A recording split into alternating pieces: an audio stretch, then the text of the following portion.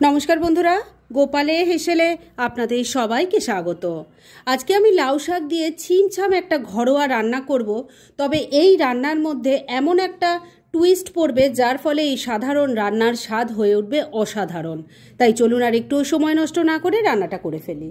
আজকে এই সাদামাটা কিন্তু জবরদস্ত টেস্টের রান্নাটা করার জন্য কড়াইয়ে তেল গরম করে নিয়েছি। এর মধ্যে প্রথমেই একটু বড়ি ভেজে নেব। বড়িগুলোকে লাল লাল করে ভেজে তুলে রেখে দেব।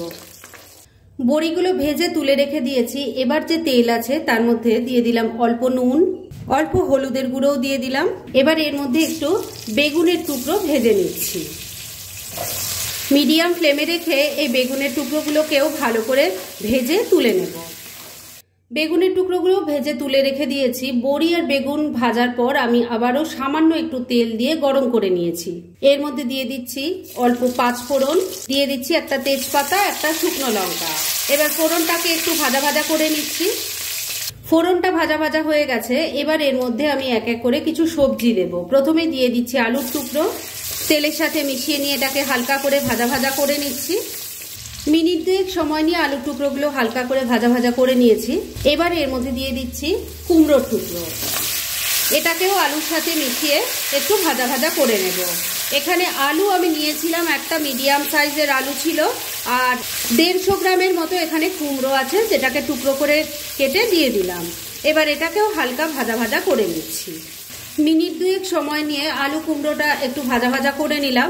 এবার এর মধ্যে দিয়ে দিচ্ছি কুচানো লাউ শাক। স্বাদ মতো নুন দিয়ে দিচ্ছি, তবে আগেও খানিকটা নুন দেওয়া হয়েছে, সেটা খেয়াল রাখবেন। অল্প হলুদের গুঁড়োও দিয়ে দিলাম। এবার সবকিছু খুব ভালো করে মিশিয়ে নিচ্ছি।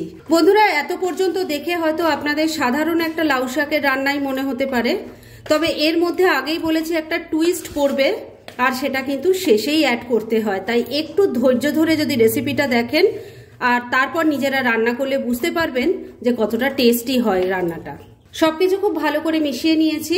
এবার সবজিটা যাতে একটু সফট হয়ে যায় সেজন্য ফ্লেমটাকে লো আর মিডিয়ামের মাঝামাঝি রেখে ঢাকা দিয়ে 2-3 মিনিট রান্না করে নিচ্ছি।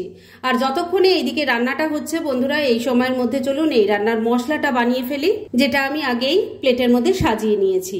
এটা আমি গোটা মশলা দিয়ে রান্না করব, কেননা তাতেই টেস্ট ভীষণ ভালো আসে। এর জন্য আমি নিয়েছি ছোট ছোট 4 টুকরো আদা, 4টে কাঁচা লঙ্কা আছে, ঝালটা অবশ্যই নিজেদের টেস্ট অনুযায়ী দেবেন। 1 চামচ গোটা জিরে নিয়েছি, 1 চামচ গোটা ধনে আছে। এই সব কিছুকে একসাথে আমি বেটে নিচ্ছি। মিনিট 3 রান্নাটা হয়ে গেছে। এবার ঢাকা তুললাম। এবার তৈরি করে রাখা মশলার পেস্ট, মানে আদা, কাঁচা লঙ্কা, গোটা জিরে, গোটা ধনের পেস্টটা দিয়ে দিলাম। সবজির সাথে খুব ভালো করে মিশিয়ে কষিয়ে নিচ্ছি। বন্ধুরা, আপনারা আমার রেসিপি দেখার সাথে সাথে আমার ফেসবুক পেজ গোপালের হেসেল, তাতেও ভিজিট করতে পারেন। ডেসক্রিপশন বক্সে লিংক দেওয়া আছে। মশলাটাকে সবজির সাথে ভালো করে মিশিয়ে নিয়ে মিনিট খানেক সময় নিয়ে একটু কষিয়ে নিয়েছি।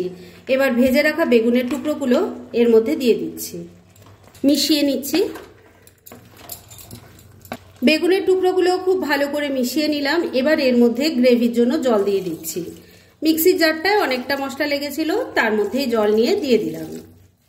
ভালো করে মিশিয়ে নিচ্ছি। সবকিছু খুব ভালো করে মিশিয়ে নিলাম। এবার ফ্লেমটাকে লো আর মিডিয়ামের মাঝামাঝি রেখেই ঢাকা দিয়ে আবারও 3-4 মিনিট রান্না করে নিচ্ছি। মিনিট 3 রান্নাটা হয়ে গেছে, ঢাকা তুললাম। একটু নাড়াচাড়া করে নেব। আর এই সময় কিন্তু আমি সেই আমার সিক্রেট টুইস্টটা এর মধ্যে অ্যাড করব, যার ফলে এই সাধারণ রান্নার স্বাদ অসাধারণ হয়ে উঠবে। সেটা হলো গোবিন্দভোগ চালের পেস্ট। আমি 2 চামচ গোবিন্দভোগ চাল জলে ভিজিয়ে রেখেছিলাম, তারপর সেটাকে অল্প জল দিয়ে ভালো করে বেটে নিয়েছি। এবার সেই চালের পেস্টটা এখানে দিয়ে দিচ্ছি। আর চেষ্টা করবেন গোবিন্দভোগ চালের পেস্টই ব্যবহার করতে, কেননা তাতে স্বাদ অনেক বেশি ভালো হবে। আর যে বড়িগুলো প্রথমে আমি ভেজে রেখেছিলাম সেটা গুঁড়ো করে নিয়েছি, সেটা দিয়ে দিলাম। ভালো করে মিশিয়ে নিচ্ছি। বন্ধুরা, সত্যি বলছি, এইভাবে রান্না করে আপনারা খেয়ে যদি দেখেন তাহলে কিন্তু আশা করছি আপনাদের সববার খুব ভালো লাগবে, কেননা এই রান্নাটা এভাবে করলে এতটাই টেস্টি হয় যে যাকেই খাওয়াবেন সেই আপনার প্রশংসা করবে। তাই অবশ্যই একবার ট্রাই করুন। সবকিছু খুব ভালো করে মিশিয়ে নিয়েছি। নুন আগেই দেওয়া ছিল আর আমি একবার দেখেও নিয়েছি, নুনটা ঠিক আছে। শুধু এখানে এখন একটু চিনি দিয়ে দিলাম, এটাও মিশিয়ে নিচ্ছি। আর এবার 2-3 মিনিট আবারও রান্না করতে হবে, যাতে এই যে চালের পেস্টটা দিলাম সেটা তরকারিটার সাথে খুব ভালো করে মিলেমিশে যায় আর টেস্টটাও অসাধারণ হয়ে ওঠে। মিনিট দুয়েক সময় নিয়ে আবারও রান্নাটা করে নিয়েছি। এবার কিন্তু রান্না একদম রেডি। যতটুকু গ্রেভি দেখতে পাচ্ছেন এই রকম অবস্থাতেই আমি গ্যাসটা বন্ধ করে দিলাম, কেননা এটা ঠান্ডা হলে আরো ঘন হয়ে যাবে। তাই মিনিট দুয়েকের জন্য এখন ঢাকা দিয়ে রেখে দিলাম আর তারপর সার্ভ করে দেখাচ্ছি। ফ্রেন্ডস, আমার আজকের এই লাউ শাকের দুর্দান্ত স্বাদের রেসিপি একদম রেডি হয়ে গেছে এবং আমি সার্ভ করে দিয়েছি। যেভাবে আমি রান্নাটা করেছি ঠিক সেইভাবে তৈরি করে গরম ভাতের সাথে খেয়ে দেখুন বন্ধুরা, খেতে কিন্তু সত্যিই ভীষণ ভালো হয়।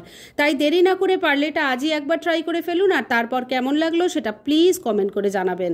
এরকম ধরনের অনেক ভালো ভালো নিরামিষ রান্নার রেসিপি আপনারা গোপালের হেসেল সার্চ করলেই পেয়ে যাবেন, যার মধ্যে থেকে কিছু কিছু আমি সাজেস্টেড বক্সেও দিয়ে দেব, সেখান থেকেও আপনারা দেখে নিতে পারেন। তাই গোপালের হেসেল অবশ্যই ভিজিট করুন। আর আপনারা কেমন ধরনের রেসিপি চাইছেন সেটাও কিন্তু আমাকে জানাতে পারেন। আমি চেষ্টা করব সেই সব রেসিপিগুলো আপনাদের সাথে শেয়ার করার। আর আমার আজকের এই রেসিপি যদি আপনাদের ভালো লাগে আর ইউজফুল বলে মনে হয়, তাহলে যারা এখনও আমার চ্যানেলটাকে সাবস্ক্রাইব করেননি তারা প্লিজ প্লিজ সাবস্ক্রাইব করুন। তাহলে আজকের মতো এখানেই শেষ করছি। পরদিন আবার এরকমই কোনো ভালো রেসিপি নিয়ে চলে আসবো। আপনারা সবাই খুব ভালো থাকুন, সুস্থ থাকুন।